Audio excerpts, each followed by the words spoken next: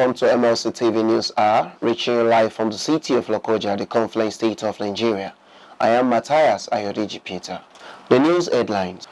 President Muhammadu Buhari COP15 UN Conference in Abidjan. Nigeria's Guides of Editors holds Media Practice Conference. Governor WIKE tells Buhari to probe activities of Boundary Commission. And Chelsea win third straight Women's Super League title. Now the news in detail. The President Muhammadu Buhari departed Abuja for Abidjan, Cote d'Ivoire on Sunday to attend a United Nations organized conference on the future of land regarding desertification, drought, degradation, rights, restoration, and implications for national and world economies. The Senior Special Assistant to the President on Media and Publicity, Garba Shehu, disclosed this in a statement titled, President Buhari attends COP15 conference in Abidjan. He said President Muhammadu Buhari, who will participate in the Summit of Head of State and Governments May 9 to 10, 2022, joined world leaders at Sophie Hotel for the 15th session of the Conference of the Parties of the United Nations Convention to combat desertification with the theme Land, Life, Legacy from Scarcity to Prosperity. Buhari, who is also the president of the Great Green Wall in Africa, will be accompanied on the trip by the Minister of Foreign Affairs, Geoffrey Oyema, Minister of Environment, Mohammed Abdullahi, Minister of Agriculture, Dr. Mahmoud Mohammed, and Minister of Water Resources, Suleiman Adamu. Also on the president's team to Abidjan are the National Security Advisor, Babagana Mungunu, Director General National Intelligence Agency, Ahmed Abubakar, and Chairman CEO, Nigerians in Diaspora Commission, Abike Dabiri Erewa. The President Muhammadu Buhari in Abuja said the Northwest must not be allowed to relapse into the days when bandits roamed freely and unleashed mayhem on the people. This was as he commended the military for the continued onslaught on terrorist elements in the region, especially Zamfara State, which had been a hotbed of criminal activities. He also urged the armed forces not to show any let-up as they continue to achieve positive outcomes based on their current operational trajectory in Northwest. According to a statement by his Senior Special Assistant on Media and Publicity, Garba Shehu, the President noted that there appear to be relative calm in Zamfara State, with situations returning to normal in most parts and the rural communities ready to lead their lives normally again. There had been several security breaches as bandits attacked Damri, Sabongeri Damri, and Kalehe village in Bakura local government area, and lately Maradun. The statement said armed forces to continue along the current positive trajectory in the Northwest, particularly in Zamfara, as President Buhari commends military. Quoted the President as saying, "We mustn't allow the return of days when the bandits had a free hand to do as they wished. The rural folks in Zamfara and elsewhere must be allowed to have peace." He directed the momentum that has been developed must be sustained to bring closure to the activities of these murderers. Rivers State Governor Nyesom Wike has advised the President Muhammadu Buhari to beam his searchlights on the activities of the National Boundary Commission, claiming that the organization now personifies corruption in Nigeria. He also tackled those allegedly conspiring against the state. The governor spoke at a Thanksgiving service held at St. Paul's Anglican Cathedral in Port Harcourt on Sunday over the state's victory at the Supreme Court in the oil well dispute between it and Imo State. A statement by his media aide Kelvin Ebiri quoted Wike as saying that at the inception of his administration, the state was dedicated to God and has enjoyed its protection, including its people and natural resources. He explained that the oil wells in Akiri and Mbede communities, though in dispute, awaited the proper boundaries demarcation by the NBC. While the waiting was on, there was a political understanding between Imo and Rivers State that Dr. Peter Odili of Rivers State and Achuke Undewa of Imo State acceded to when they served as governor.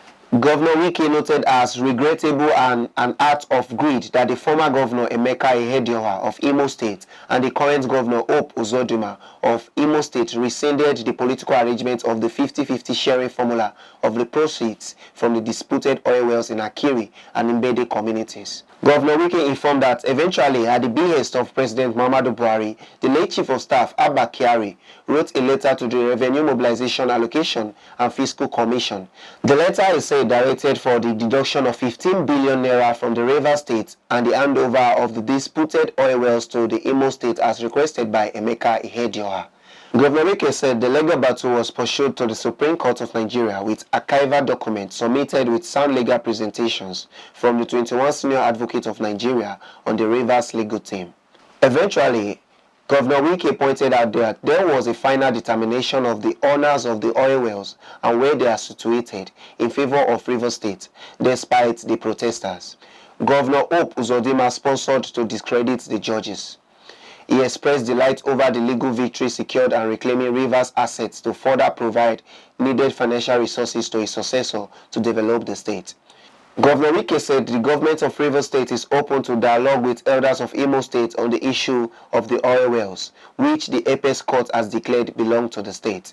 In a sermon, the Bishop of Niger Delta North in the Anglican province of Niger Delta, Right Reverend Wisdom Budu Ihowu, thanked God for granting Rivers State victory at the Supreme Court. Embassy in Nigeria will also provide a platform for media stakeholders to remind editors and other senior media managers of the sacred duties they are expected to perform on behalf of the citizens. This was disclosed in a statement by the NGE President Mustafa Issa and the General Secretary Iyabosa Ungwerin.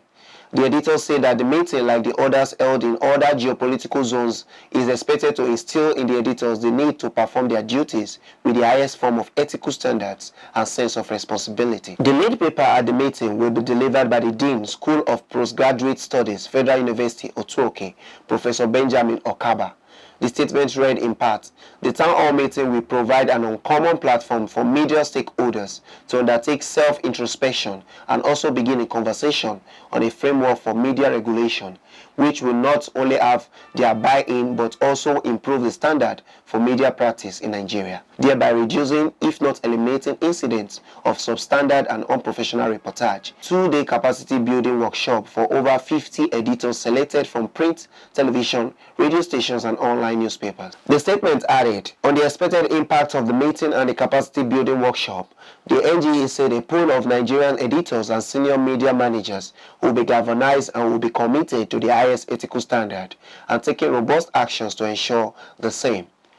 In addition, the NGE said it is hopeful that at the end of the project, a pool of editors will be mobilized to constantly project issue-based governance for the benefit of the Nigerian people, in line with Section 22 of the 1999 Constitution. The NGA explained that the program is also expected to stimulate the key stakeholders to act responsibly and continue to deny overzealous security agents the moral ability to take punitive actions against the media for performing their constitutionally assigned role to hold the government to account.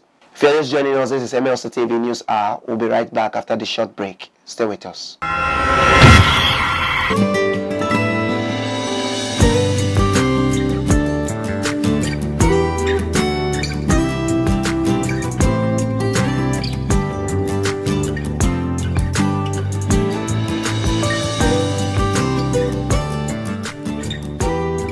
Welcome back. The Commissioner of Police Delta State Command, Ari Ali, has said that there is no sit-at-home order in the state as declared by the proscribed indigenous people of Biafra. Ali gave the clarification in the statement he issued through the state's command spokesperson, DSP Bright Edafe. He assured residents of their safety and urged them to go about their lawful businesses, stressing that the command will deal decisively with anyone or group of persons that may try to cause mayhem in the state. The police boss urged members of the public, particularly residents of Asaba and the entire Delta North Senatorial District, to remain vigilant, monitor and report any strange and suspicious movement of persons in their neighborhood. Meanwhile, Ali has detailed officers and men of the command to be on red alert and remain watchful in order to maintain the existing peace in the state. He further directed the Deputy Commissioner of Police Operations, area commandants, DPOs and technical commandants to maintain police visibility across the length and breadth of the state, while urging them to deal decisively with anyone or group of persons that may attempt to cause mayhem. The CP directed the commanders to emplace measures that will make Delta uninhabitable for any group of hoodlums. Now on politics. Mr. President, I was once there as an opposition senator. There was never a time that we called the president at that time, who was a PDP president, an insult, because this is our institution. And if we don't conduct ourselves with dignity and respect, nobody will respect us. The heads of security in Nigeria made several different explanations for killings of our citizens. The Constitution of the Federal Republic of Nigeria 1999 as amended, I hereby forward for the confirmation by the Senate the appointment of the unlisted nominees as National Commissioners and Resident Electoral Commissioner for the Independent National Electoral Commission, INEC. The two factions of the Ebonyi State chapter of the People's Democratic Party, PDP, who are flexing muscles to outsmart each other in a bid to seize the structure of the party in the state, held parallel congresses to elect a 3-man delegate ahead of the party primaries election billed for May. It was gathered that the 5-man central panel set up by the national leadership of the party for the state congress were also divided into two factions. 3 out of the 5-man central panel, including the panel chairman for the Congress, allegedly aligned with Obinna Ogba's faction, while the other members of the panel and the local government returning officer for the Congress aligned with the People's Democratic State Chairman's faction, Silas Onu. Ogba is the incumbent senator representing Ebonyi Central Senatorial Zone and governorship aspirant on the platform of the PDP. Ogba, who spoke with the journalists, insisted that there was no parallel 3-man delegate congress in the state. He said there were no 2 committees set up by the national leadership of the party for the exercise. According to him, the committee chairman, Callistus Anyanwu, distributed materials for the exercise to the local government returning officers on Saturday. He expressed hope that the Congress would be peaceful and transparent. He said the Congress is now ongoing in 171 wards across the state. Prior to awareness, this is the 3rd time they have tried to do this Congress, and one thing or the other will destroy it. But they thank God that today it's finally being conducted.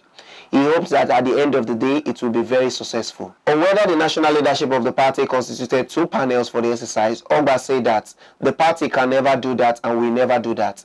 He said there is only 1 committee for the Congress from the national leadership of the party. He also disclosed that the leadership of the party disbanded the committee that conducted the last Congress that was cancelled and constituted a new 5-man committee for today's Congress.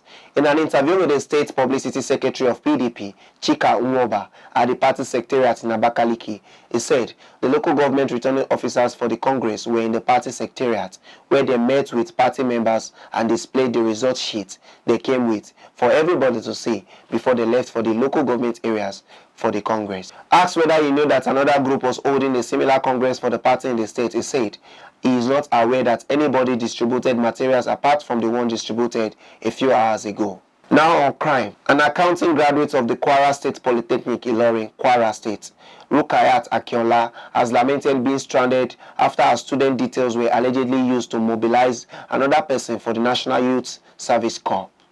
It was gathered that Akinola and her colleagues graduated sometimes in 2021, and after she received a certificate, she commenced registrations for the scheme.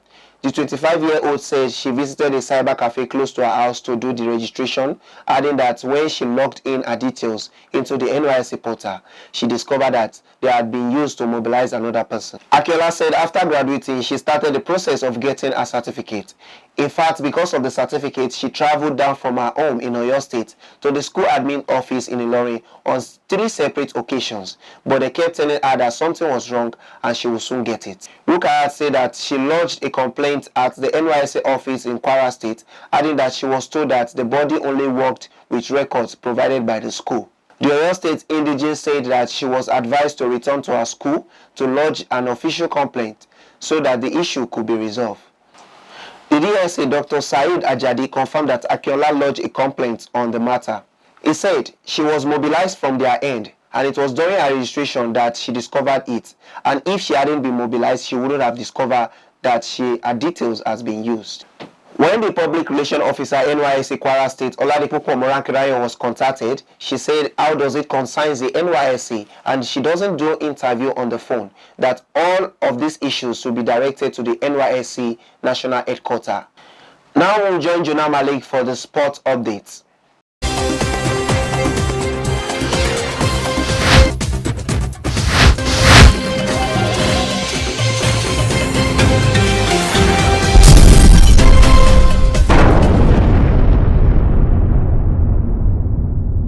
And on sports update, Chelsea were made to sweat before clinching a third consecutive Women's Super League title as they came from behind twice to beat Manchester United 4-2 and hold off Arsenal's challenge. Sam Kerr showed why she was crowned the Football Writers Player of the Year this week with 2 stunning volleys in the second half as the Blues roared back from twice going behind before the break.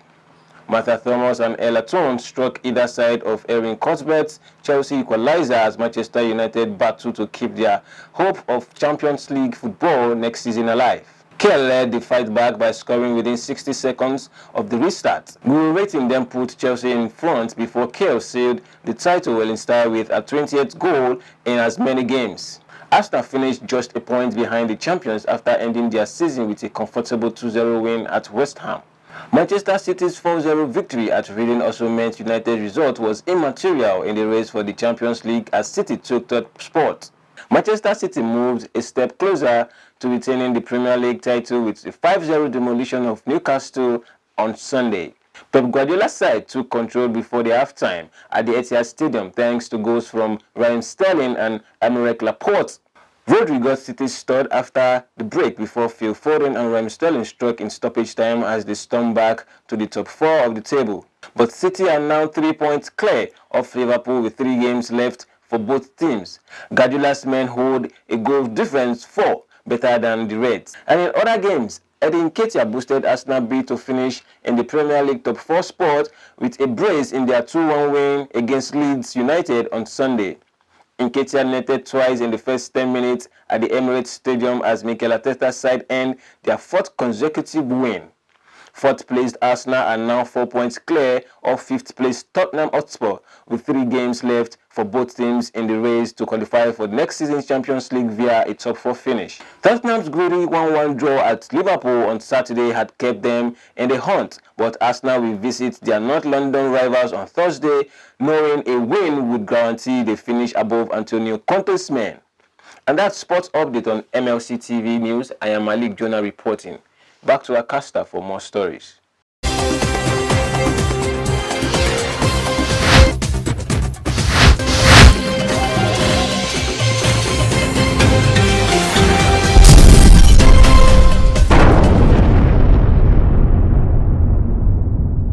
Thank you, Jonah, for the update. And that's the size of our today's package. Join us tomorrow at the to watch our news as we give you updates on happenings within and across the globe. Don't forget to subscribe to our YouTube channel, Malachite TV. Like and follow our Facebook page, MLC TV, Instagram, MLC TV 2021, Twitter at MLC TV 1. For your adverts and event coverage, information, contribution, and sponsorship, please call any of our numbers displayed on your screen. Join us Friday and Saturday to watch our special programs. Friday 9 p.m. Local Government and You, Saturday 7 p.m. Family Affairs, 9 p.m. Political Arena, and Women's World Sunday by 6 p.m. It's Malachite TV, reaching everywhere, informing everyone. I am Matthias Ayodeji Peter. Please continue to be your brother's keeper to build a united and peaceful society together. Thanks for watching. See you tomorrow.